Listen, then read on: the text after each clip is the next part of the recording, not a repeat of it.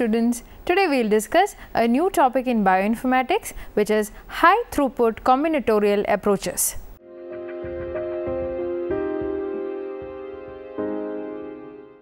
The past decade has witnessed significant advances in drug discovery in finding potential new drug candidates. The most important combinatorial approaches which have completely changed the strategies of drug discovery processes are QSAR, pharmacophore and fragment-based design, virtual screening, combinatorial chemistry, high throughput screening, etc. In this chapter, we focus more on high throughput combinatorial strategies in design of drug candidates. Virtual screening and pharmacophore 3D search. Virtual screening covers a series of computer techniques from simple filtering and pharmacophore searches to docking and scoring. Over the last 15 years, the largest source of novel leads has been high throughput screening of compound libraries. High throughput screening or HTS is a drug discovery process widely used in the pharmaceutical industry. It leverages automation to quickly assay the biological or biochemical activity of a large number of drug-like compounds from libraries. These libraries typically consist of hundreds of thousands of compounds, and combinatorial chemistry has increased the number of compounds available for screening well into the millions. As a great amount of research effort has been focused on how to design smaller libraries that are tailored to specific drug targets or gene families, instead of generating large, diverse and general purpose libraries with an aim to make the lead discovery and optimization processes more efficient and cost effective. Virtual screening and pharmaco-based drug design has arisen. Virtual screening (VS) is a computational technique used in drug discovery to search libraries of small molecules in order to identify those structures which are most likely to bind to a drug target, typically a protein receptor or enzyme. Virtual screening starts from a database of real compounds or from a virtual database in which the chemical structures exist only in the computer. Even at this stage, a careful preparation of the database is necessary. Besides the elimination of duplicates and counterons, compounds with undesired functionalities, reactive compounds, organometallics, etc. should be eliminated. If not assigned in a unique manner, all configurations as well as all enantiomers and diastereomers of chiral compounds have to be generated. Carboxylic acids should be deprotonated and amidins and guanidins should be protonated. All other acids, activated sulfonamides, phenols, etc. and bases, amines, nitrogen containing heterocycles should be generated in parallel in the neutral and ionized forms.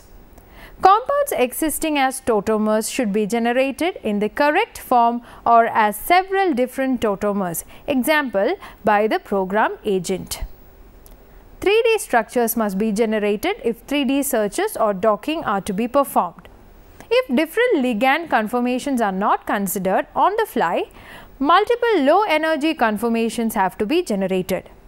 Pharmacophoric features have to be defined in a correct manner, avoiding the attribution of acceptor properties to oxygen atoms with a low electron density. Example, the oxygen atom that is attached to the carbonyl group of esters, oxygen atoms in 5-membered aromatic heterocycles, etc.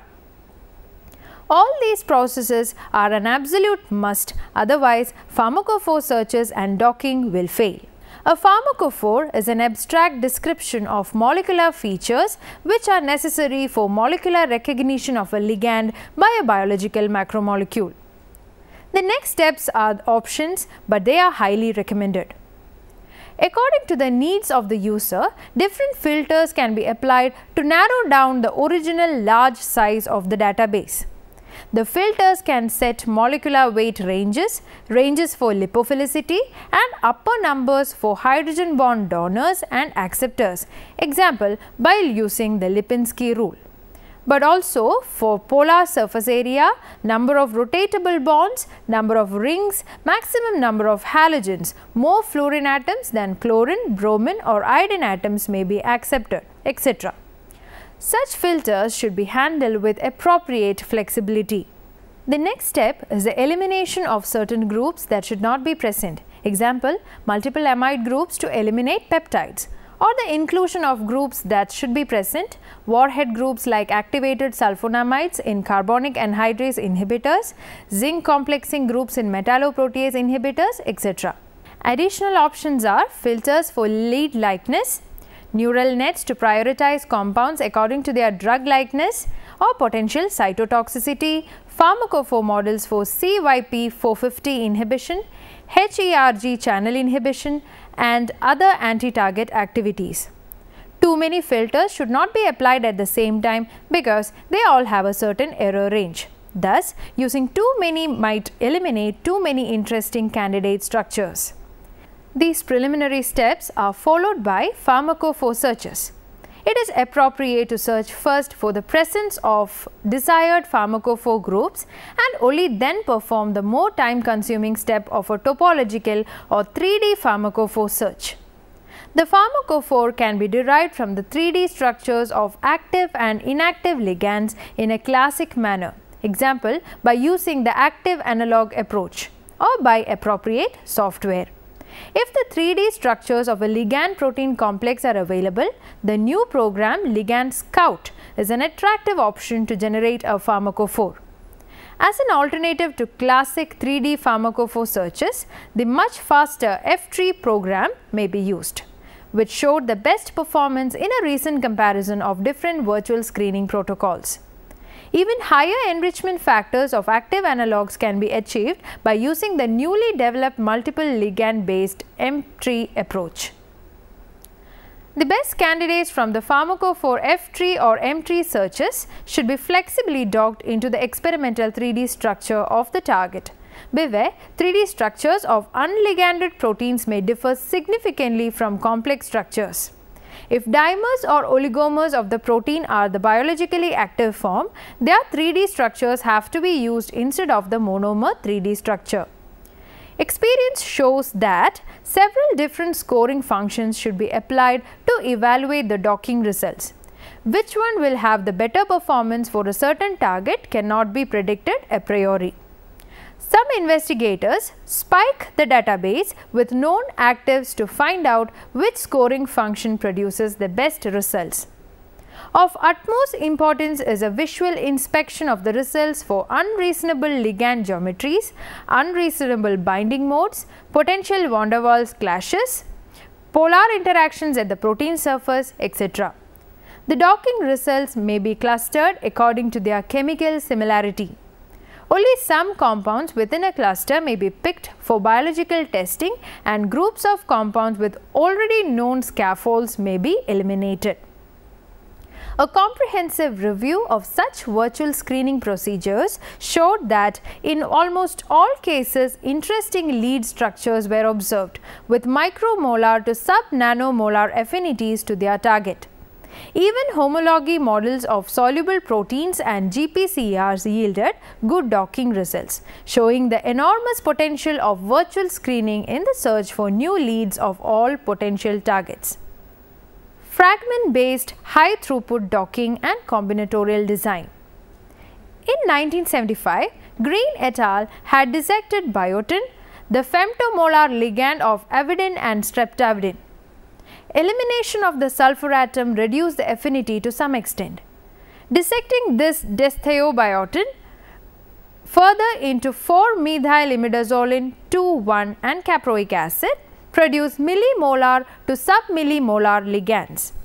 A similar effect was obtained by Catty et al. By dissecting the sub-picomolar transition state inhibitor of adenosine deaminase. Seemingly, nobody considered to go the opposite way, that is, to design a high affinity ligand by combining low affinity fragments. Only in 1996 did Stephen Fesick develop the SAR by NMR structure activity relationships by nuclear magnetic resonance method. This is an experimental approach in which first a low affinity binder for a certain pocket of a binding site is searched by NMR measurement. Then this site is saturated with the ligand and another ligand is sought for an adjacent binding pocket. In the last step, the two ligands have to be linked in a relaxed conformation to end up with a high affinity ligand. Other experimental techniques followed based on protein crystallography, NMR and mass spectrophotometry. For a comprehensive review, see Erlandson et al. Schuffenhauer et al. Recently described the design of a dedicated library for fragment-based screening. The computer program ReCap has been used to dissect drug molecules into pieces that can easily be reassembled by typical organic reactions. Such fragments can be used for scaffold hopping, that is, to generate a virtual library of new drug-like molecules by connecting the pieces in a combinatorial manner and to compare the similarity of the resulting structures with the lead structure. In their search for cyclin-dependent kinase for CDK4 inhibitors, Homa et al. First constructed a homology model, starting from the 3D structure of activated CDK2 and then performed a de novo design of ligands in the binding site using the programs ligand and seeds. Grzyboski et al. Started from p-carboxamidophenyl sulfonamide, a sub-micromolar ligand of carbonic anhydrase. Within the binding site of this protein, they generated 1 lakh different N substituents of the carboxamido group from a limited number of very small groups by using the program combismog, combinatorial small molecular generator. The highest scoring molecule showed 30 picomolar affinity. Kreyer et al. Proposed a scaffold linker functional SCF group approach to convert active ligands into high affinity analogues. Starting from the phosphodiesterase 4 PDE4 inhibitor zerdaverine, they designed a virtual combinatorial library that combines zerdaverine and a few close analogues with different carbon chain linkers and different functional groups, example amines and aromatic rings. The results of this relatively small library were analogues with 40-fold to 900-fold improved inhibitory activity. These few examples show that the use of computer programs for fragment-based and combinatorial ligand design is a boom for drug discovery processes. Programs for incremental flexible docking like FlexS could in principle be directly used for such a purpose.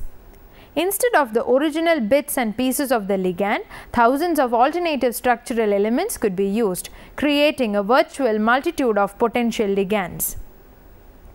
These potential ligands need not even be constructed in the computer, and only the best intermediate results of the incremental design would be forwarded to the next step. To assemble the next partial structure can be generated using Flex Novo. However, the problem of ranking the intermediate results is now even much more difficult than that for docking only the original ligand. Further improvements in the scoring functions will be necessary to apply this appealing approach as a routine technique. In addition, the computer programs should include simple rules, example the ReCap reactions, for the chemical accessibility of the potential ligands. Disulfide tethering in structure-based drug design. Tethering is a disulfide-based drug discovery technology method in fragment-based drug design. What separates tethering from other combinatorial approaches is its site-directed nature. The disulfide link that is formed allows a wide variety of advantages and analysis not available with other drug methods. Thus, in tethering, a link means a lot. Site-directedness makes it ideal for interrogating traditionally difficult drug targets such as protein-protein interaction surfaces and new binding sites. It has also led to candidates for linking in a combinatorial manner, new fragments for addition to existing scaffolds, and entirely new classes of pharmacophores for several different protein targets. At the very essence of tethering is a concept that structural information can and should inform drug design and discovery. Tethering was conceptualized and developed by a team assembled and directed by James Wells at Sunesis pharmaceuticals, and first publicly reported by Erlandson and co-workers in 2000. During tethering, fragments are equilibrated under conditions that promote disulfide exchange. Typically, these experiments are performed at concentrations of 0.1 to 2 millimolar B-mercaptoethanol. There are two standard ways that the strength of the interaction between the small molecule fragment and the protein are measured. The first method is to determine the B-mercaptoethanol 50, which measured the amount of BME needed to cause 50% labeling of the cysteine containing protein. Another way to measure the strength of a tethering interaction is by assessment of a dose response 50 (DR50) for a compound titration at a given level of reductant. Small molecular protein pairs with very favorable interaction energies are less likely to dissociate. Typical BME50 values for strongly selected compounds range from 0.7 to 5 millimolar. The inaugural report of tethering focused on the cysteine containing active site of thymidylate synthase, a protein that is essential to synthesis of deoxythymidine monophosphate from deoxyuridine monophosphate that has been identified as a cancer target. To probe TS and develop tethering, a library of 1200 disulfide containing molecules was synthesized to allow proof of concept.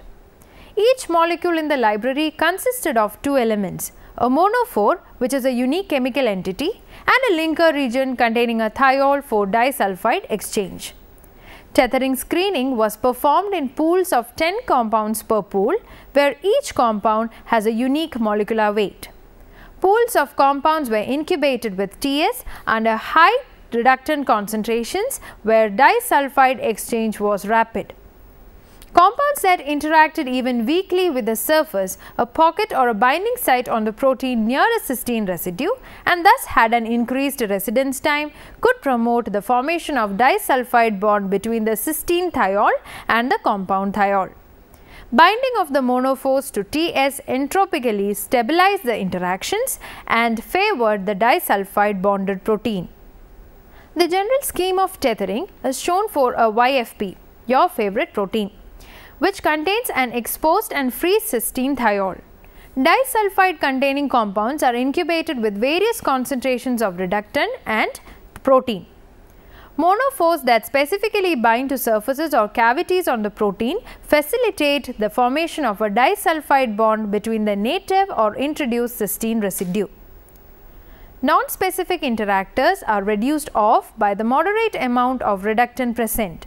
Captured fragments can be easily identified by mass spectrometry of the covalent protein small molecule complex.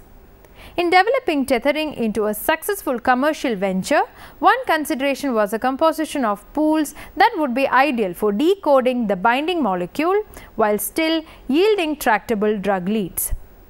During tethering, the average molecular mass in disulfide containing molecules is 250 daltons. This size allows for fragment recombination and many avenues for future optimization.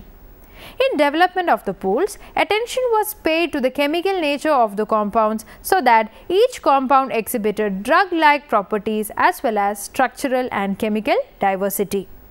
Thus, overall, the frequency of hits is low.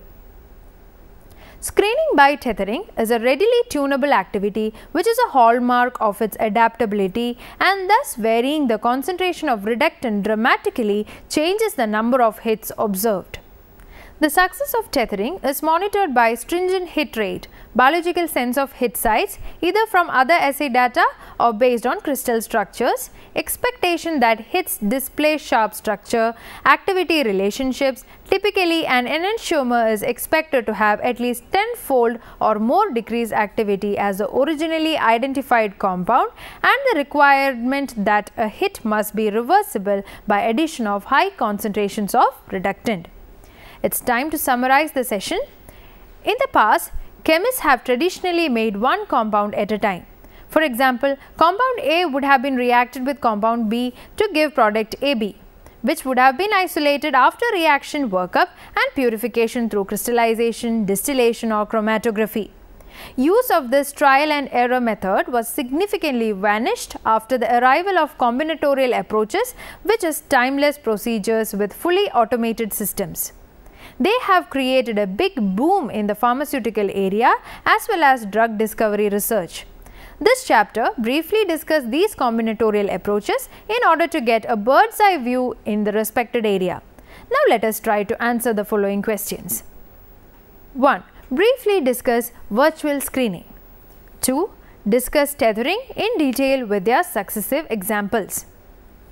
Here are some books for your reference. Knowledge-based design of target-focused libraries using protein-ligand interaction constraints by Deng Zi, Chouakui and Singh in the Journal of Medicinal Chemistry 2006. The Changing Landscape in Drug Discovery, Computational Approaches to Structure-Based Drug Design by Kubini H.U. in Royal Society of Chemistry, London 2007. Some of the websites are www.ncbi.nlm.nih.gov/pubmed. Therefore, we come to the end of the session High Throughput Combinatorial Approaches in Drug Design. I hope it was a useful session for you. Thank you. Until we see next time, goodbye.